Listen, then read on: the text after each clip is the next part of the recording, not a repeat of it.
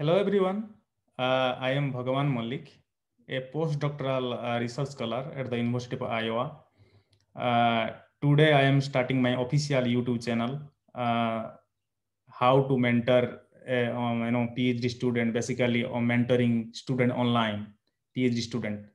So the purpose of this video is to motivate young talents who are doing research, because many times we see they see a lot of trouble, they face a lot of trouble, and also there are a lot of distraction during PhD.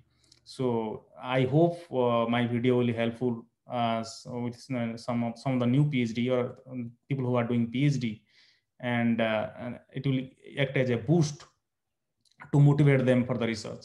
So let's start. So before starting the actual topic, so I would like to mention that so every week I will come, in the YouTube. I will upload one or two video. So there will be several part for mentoring. So I am going to do that every week, depending upon the demand, depending upon the time. So I am going to do that. So let's start the first day of online mentoring.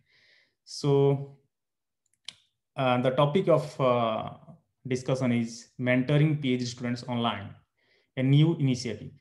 So basically, mentoring, I feel mentoring deals with these following things, and there could be more things we can add to it, but basically I feel it is about direction, goal, coaching, success, motivation, advice, training, and support. This all is required to be successful during research.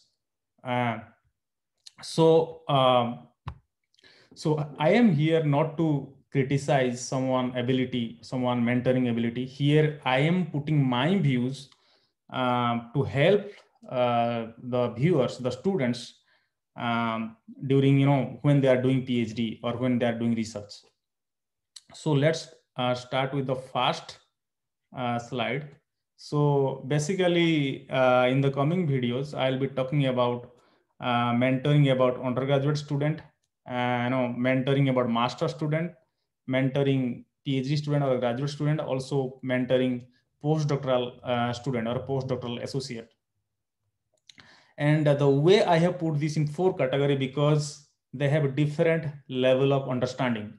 So the undergraduate have a different level of understanding, master have a different level of understanding. So we cannot guide the way we guide or mentor PhD student or postdoctoral student. So the level of guidance should be different for different categories. So I'll be making separate videos or separate session, online session for undergraduate, for master, for graduate and postdoctoral associate. So let's start with the when you enter to the new lab, everything is new for you, because you do not know the culture, you do not know how the people are, though you have an initial idea when you are talking to your PI through video conference, but you have not seen the lab. So what happens in the first day in the lab? So when you come to the lab in the first day, I will suggest everyone be relaxed, be cool, be relaxed, because which is important, and remain excited, but your excitement should be there. The main thing what I feel during last, I'm doing research from last 8 to 10 years, is that you should always be excited what you are doing, because that will motivate you to to move forward, to have a good idea, to remain productive. So this is very important. Remain excited and remain productive. So when you enter in the first day in the lab, so you should go over the lab, you should take a look in the lab, what are there, what are different instruments are there. So go over the manual, have a look, talk to your friends, talk to your colleague or lab members, and talk about what is the instrument, what is why it is important. So what we can do for with this instrument. So talk to them, so they will actually guide you. The third thing is that you should talk try to meet most of the lab members, because which is important, because they can, you can get an idea what they are doing and the overview of the lab. So they can talk about their research very briefly. Like, so if somebody is working on mitochondria, they can say that, okay, I am working on the mitochondria, I'm looking into X and Y protein is doing something. So because you will get the overview in the lab what other members are doing, and try to talk most of the lab members, because that will build your friendship. This is very important. You should be building a friendship there, building a colleague atmosphere there, because because they are the people who are going to help you while doing experiment in the lab. Because initially you will not you will not be expert in particular experiment, so they are the people who are going to help you in the experiment. So talk to them very nicely, have a good relation with them, discuss about discuss with your research, and also they can share their research. Be nice with them, and have coffee with them. Talk to your mentor if he or she is available, because after you go over the lab, talk to talk with your colleague or lab members. So your mentor is going to ask you, did you like the lab? Did you talk to the other member in the lab, what they are doing, and also definitely your PI or mentor is going to ask you which work you are interested, what you are going to do. So you can take you can take a small time for a few days, maybe a week, to think about what you are going to do in next 4 to 5 years. So be prepared with that, and try to discuss with him or her if available, basically your mentor. And the next day in the lab. So in the next day in the lab, I will expect one of the senior lab member, or senior lab member from your lab, from that lab, actually orient you basic ethics and protocols in the lab. So every lab has different ethics and protocols, because it's kind of a company, small company. So you have to be in the rule and regulations.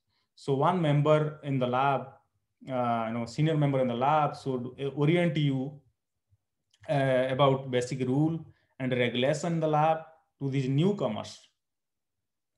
So like a rule and regulation, like what is the time we should come to the lab, and what is the time,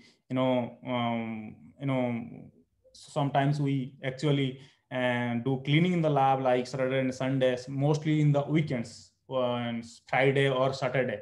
So we do cleaning in the lab. So these are some of the rules.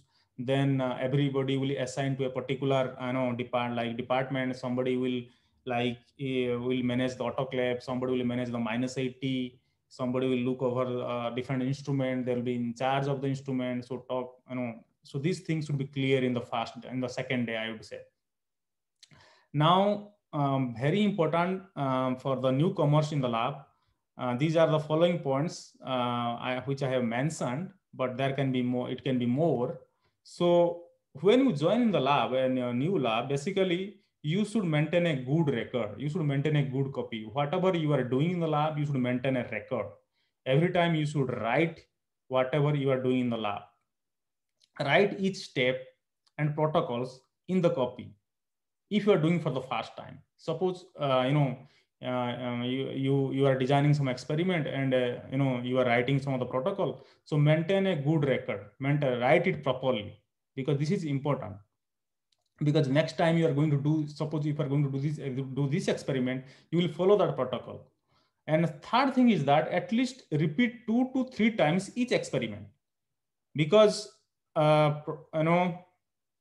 this is very important, because reproducibility is very important in the research, because whatever you are identifying or whatever you are discovering, other people can also reproducible that data. So reproducibility of data is very important. So for the newcomers, you guys should keep mind in that. Then follow your lab members.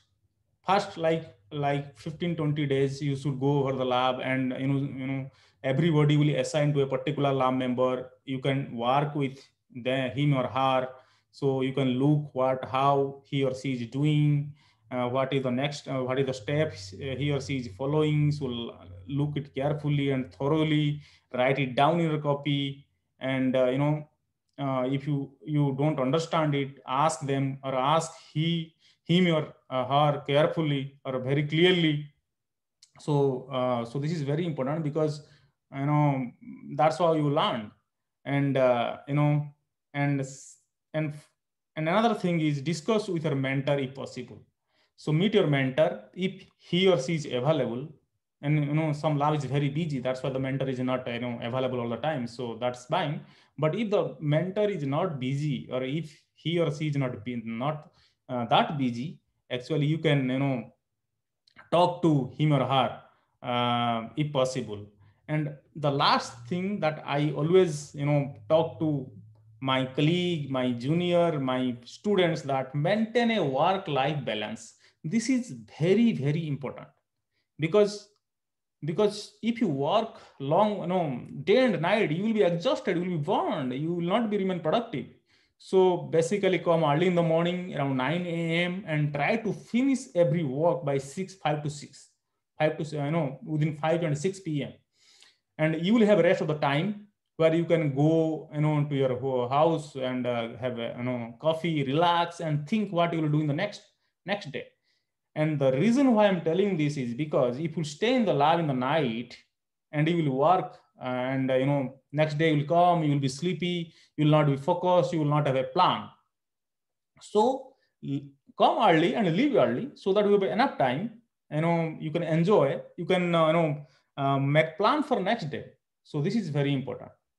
So so this is for the topic of discussion today. So next episode or next part, I'll be talking about how to actually design a project, and what we should do when we do experiment.